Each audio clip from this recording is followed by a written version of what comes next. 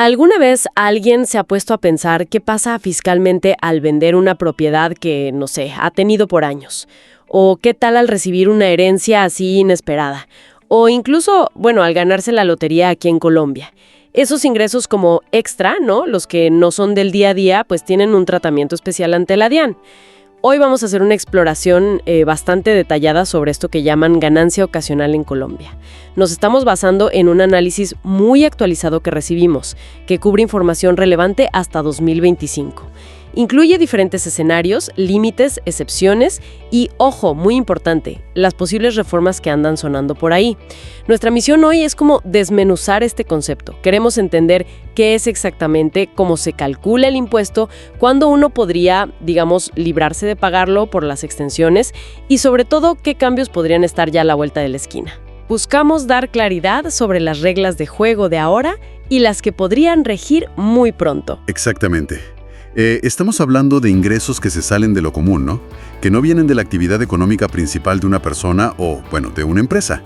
Entender cómo se manejan es, pues, clave para cumplir bien con los impuestos y, sobre todo, para evitar sorpresas con la DIAN.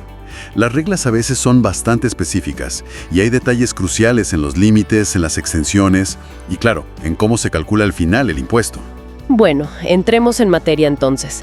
Empecemos por lo básico. ¿Qué define la ley colombiana como ganancia ocasional? O sea, ¿de qué tipo de ingresos estamos hablando exactamente? Son esencialmente ingresos extraordinarios. Aquellos que no se reciben, digamos, regularmente como parte del trabajo o del negocio habitual. Piensa, por ejemplo, en la venta de activos fijos, como un inmueble, un carro, acciones que se han tenido por un tiempo determinado. También entran aquí, pues, las herencias, los legados, las donaciones que uno recibe, los premios de loterías, rifas y ciertas indemnizaciones muy específicas. La base legal, bueno, está principalmente en el Estatuto Tributario y también en los decretos que lo reglamentan, que la DIAN compila muy bien en su normograma. La regla general, digamos, es, si no es un ingreso que viene de tu actividad económica normal, es muy probable que caiga en esta categoría de ganancia ocasional. Ok, queda claro el concepto general.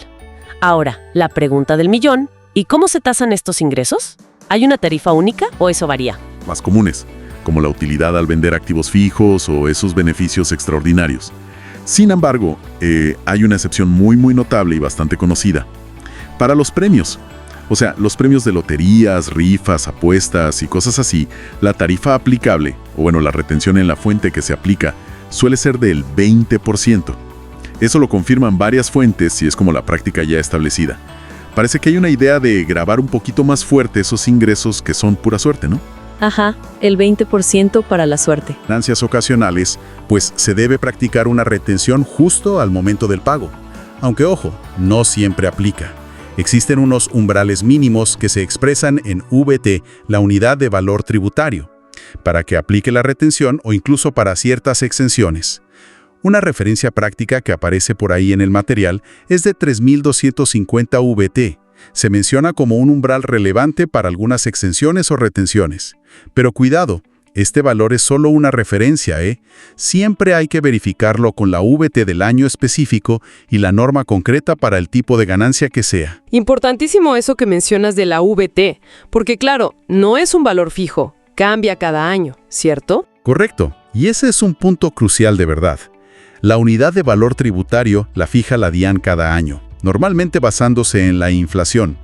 Por lo tanto, todos esos límites, umbrales, topes de exención que están en la ley en VT, pues se traducen a una cifra distinta en pesos colombianos cada año. No se puede usar el valor en pesos del año pasado para calcular el impuesto de este año. Imposible. Y otro punto vital, las tarifas mismas, las bases para calcular el impuesto, los plazos. Todo eso puede cambiar con las reformas tributarias o con nuevos decretos.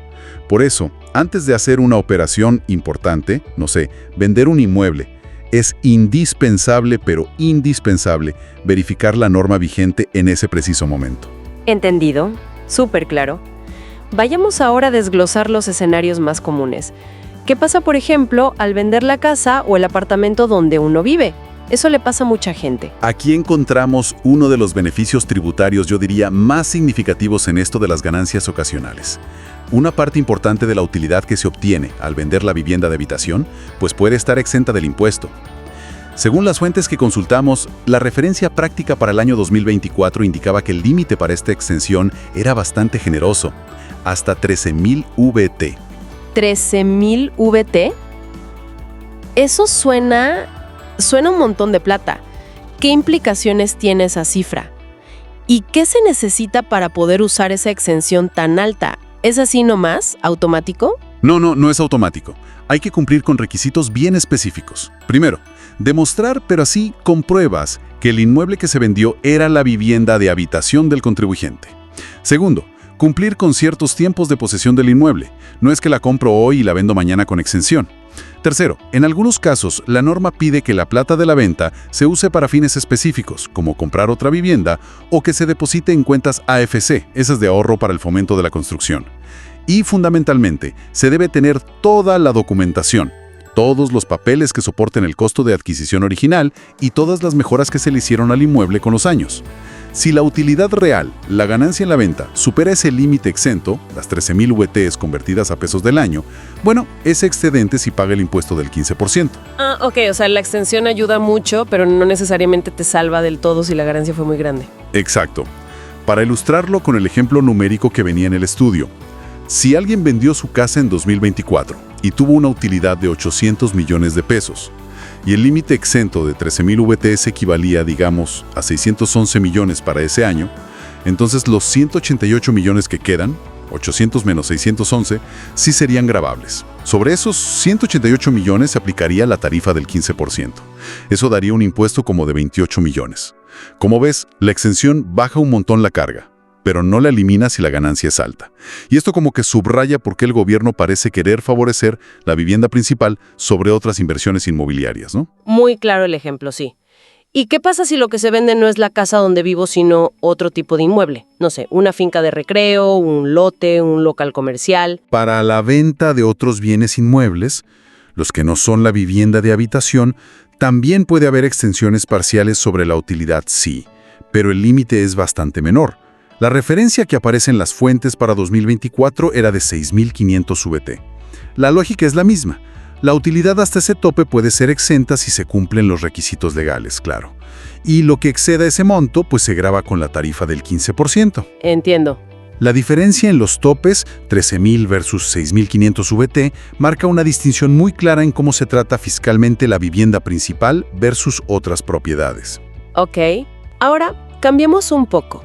Venta de otros activos fijos, quizá menos comunes para todos, pero muy relevantes para inversionistas. Acciones, cuotas o aportes en sociedades. Aquí parece que el tiempo que se haya tenido el activo es clave, ¿verdad? Exactamente. Este es un punto medular, central. Tradicionalmente, la regla ha sido que para que la utilidad en la venta de un activo fijo, piensa en acciones de una empresa familiar, de esas que no están en bolsa, o maquinaria que una empresa usa pero no vende normalmente. Para que esa venta se considere ganancia ocasional y tribute al 15%, el activo debía haberse poseído por un periodo mínimo de 2 años. Si se vende antes de cumplir esos 2 años, la utilidad ya no se trata como ganancia ocasional. ¿Y entonces cómo se trata? Se considera renta líquida ordinaria. ¿Y cuál es la diferencia práctica de que sea renta líquida ordinaria en lugar de ganancia ocasional? En términos de plata, ¿qué significa? La diferencia es enorme en términos de impuesto a pagar. La renta líquida ordinaria se suma a todos los demás ingresos de la persona o la empresa, salarios, honorarios, otras rentas, y tributa a las tarifas generales del impuesto de renta, que son progresivas. Pueden llegar a ser mucho más altas que ese 15% fijo, especialmente para personas o empresas con ingresos elevados. Pasar de un 15% fijo a una tarifa marginal del, 30%, 35% o más, puede cambiar radicalmente la rentabilidad de una inversión. Entendido. Pero ojo, aquí es donde el estudio que recibimos, pues, enciende las alarmas sobre posibles cambios grandes que se están discutiendo ahora mismo. Así es. Este es uno de los puntos más calientes en las discusiones de reforma tributaria que se han dado entre 2024 y 2025 y que podrían concretarse pronto. Hay propuestas serias sobre la mesa para aumentar ese plazo mínimo de tenencia de 2 años a 4 años. 4 años, el doble. Sí, el doble. Si esta medida se aprueba, tendría un impacto drástico en cómo se planifica fiscalmente la venta de muchos activos. Una venta hecha a los 3 años de tener el activo, que hoy se beneficia del 15%, pasaría a ser renta ordinaria, con tarifas potencialmente mucho más altas.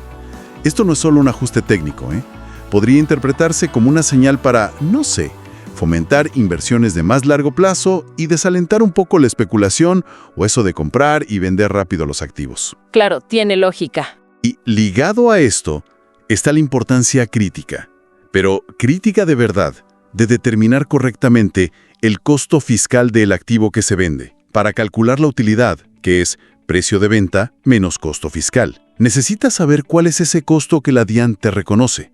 Y no es simplemente el precio que pagaste al principio. Puede incluir mejoras, las mejoras capitalizables que le hayas hecho al activo y que puedas probar con facturas, claro. También ciertos ajustes por inflación que permite la ley en algunos casos. Hay reglas técnicas muy específicas para esto. Algunas se mencionan en decretos como el 1745 de 2025, que compila normas tributarias. Calcular mal este costo, o peor, no poder soportarlo bien con papeles, puede inflar artificialmente la utilidad gravable y, por lo tanto, el impuesto. O sea, terminas pagando impuestos sobre una ganancia que en realidad no tuviste. Exactamente. Es como pagar de más sin necesidad. De acuerdo, tema complejo eso en el costo fiscal. Cambiemos de tercio. Pasemos ahora al sueño dorado de muchos, ganar la lotería o una rifa importante. Ya mencionamos la tarifa del 20%. Correcto. Como dijimos antes, la tarifa aplicable para premios de loterías, rifas, apuestas y similares suele ser del 20%, ya sea como impuesto directo o, más comúnmente, vía retención en la fuente. Una característica importante aquí es que usualmente la entidad que paga el premio está obligada a hacer la retención automáticamente, justo en el momento de entregar la plata. Ah, eso facilita las cosas para el ganador, ¿no? Sí, bastante. Simplifica mucho para el afortunado ganador porque el impuesto ya se paga por adelantado, digamos. Sin embargo, esto no quita la obligación de incluir esa ganancia y la retención que te hicieron en la declaración de renta anual si es que la persona está obligada a declarar. El Estado se asegura su parte de esa suerte inesperada. Tiene sentido. ¿Y qué tratamiento reciben las indemnizaciones? Por ejemplo, ¿las de un seguro de vida o por un accidente? Las indemnizaciones también pueden generar una ganancia ocasional. Sí, porque representan un ingreso extraordinario. Pero aquí también existen exenciones importantes que hay que mirar. Las fuentes mencionan una referencia práctica de un umbral de 3.250 VT para ciertas exenciones en indemnizaciones. Sin embargo, aquí es absolutamente vital, pero vital, diferenciar el origen y el concepto de la indemnización. No es lo mismo recibir plata por daño emergente que por lucro cesante. ¿Podrías aclarar rapidito esa diferencia? Para que quede más claro. Claro, de forma simple, el daño emergente busca compensar un daño directo que sufriste en tu patrimonio. Por ejemplo, el costo de reparar un carro chocado o de reconstruir una parte de la casa que se dañó. En muchos casos, este tipo de indemnización, como simplemente repone un activo perdido o dañado, no genera una ganancia real y puede estar exenta de impuestos. En cambio, el lucro cesante busca compensar lo que la persona dejó de ganar debido a ese daño. Por ejemplo, los ingresos que un taxista no pudo obtener mientras su carro estaba en el taller. Ah, ok. Lo que dejaste de ganar. Exacto. Esa parte, al compensar una renta que se perdió, sí suele ser considerada una ganancia gravable. Lo mismo aplica para seguros de vida. Hay reglas específicas sobre qué parte del pago está exenta y cuál no, dependiendo de si cubre solo vida, invalidez, etc. Cada caso requiere revisar la norma específica que aplica a ese tipo de indemnización o seguro. Uf, un terreno como minado parece. Y hablando de temas delicados, ¿qué pasa con las herencias, legados y donaciones? Muy delicado y complejo, sin duda. Recibir una herencia, que es todo o parte del patrimonio de alguien que falleció, un legado, un bien específico que te dejan en testamento, o una donación, un regalo en vida, pues implica un aumento en el patrimonio del que recibe. Este aumento patrimonial puede generar una ganancia ocasional gravable. Sin embargo, la ley tiene tratamientos específicos y también exenciones parciales.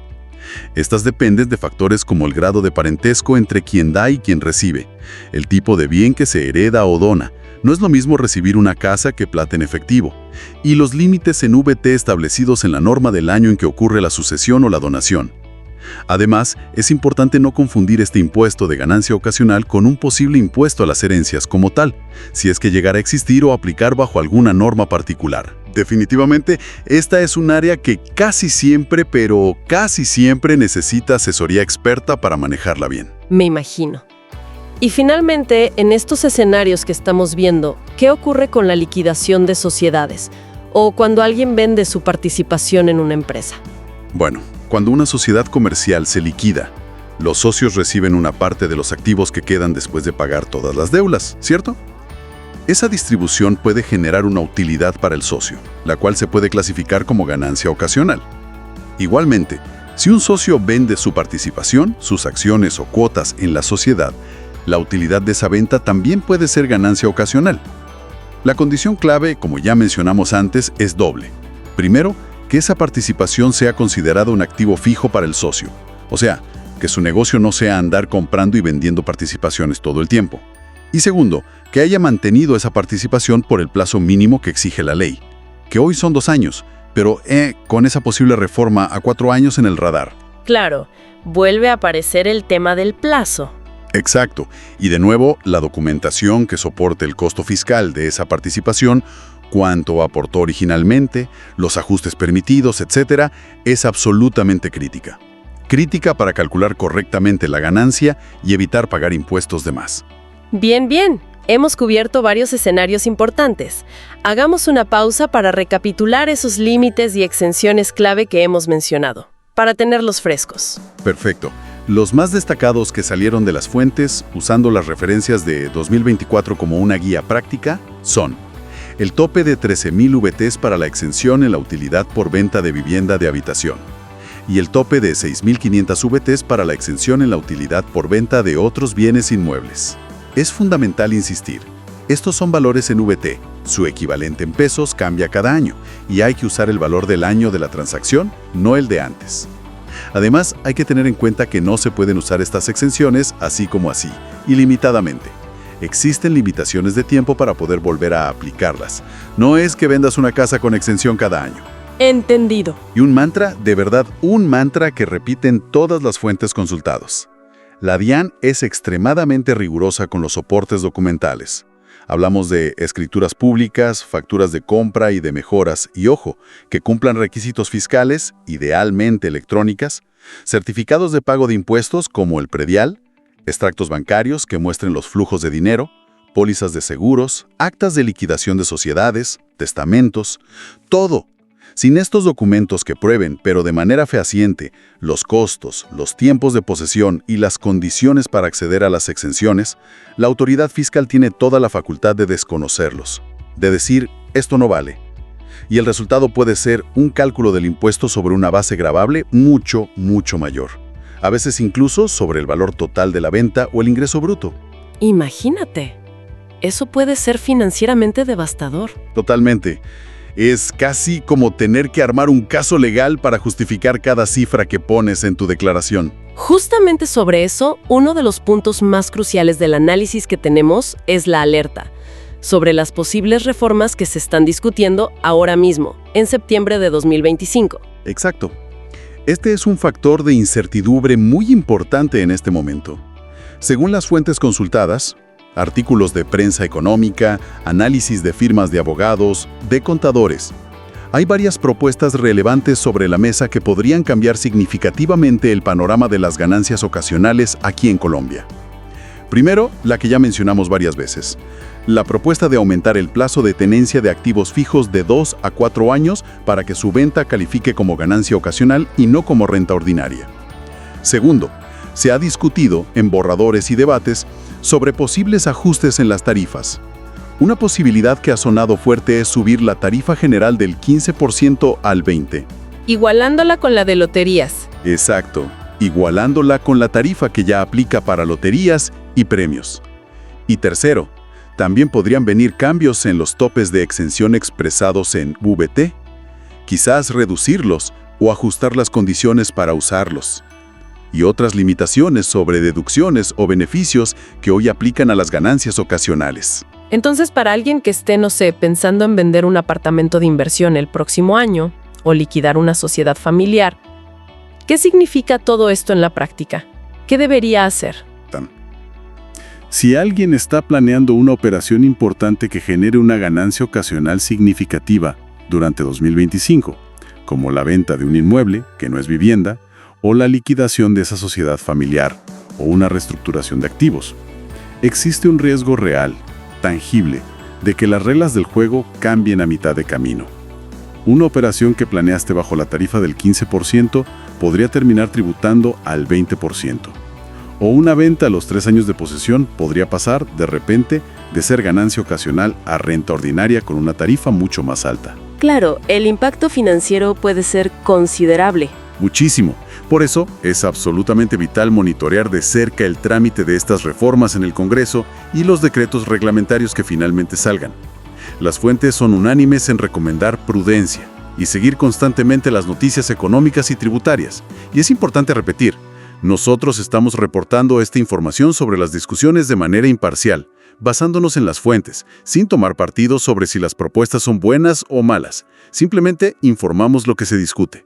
Queda clarísimo el mensaje de cautela. Ahora, pensando en la situación actual y en general, ¿cuáles dirías que son los errores más comunes o los mayores riesgos al manejar este tipo de ingresos ocasionales? ¿Dónde se equivoca más la gente? Hay varios que se repiten bastante. Quizás el más fundamental es clasificar mal el ingreso. O sea, tratar como ganancia ocasional algo que en realidad era renta ordinaria, o al revés. Esto te lleva directo a aplicar tarifas y tratamientos que no son, lo que puede resultar en correcciones, sanciones, intereses por parte de la DIAN, un dolor de cabeza. Otro riesgo enorme, como ya insistimos mucho, es no tener los soportes adecuados y suficientes del costo fiscal del activo que vendiste. Si la DIAN te glosa, o sea, te rechaza el costo que declaraste porque no tienes pruebas válidas, puede recalcular el impuesto sobre una base mucho mayor.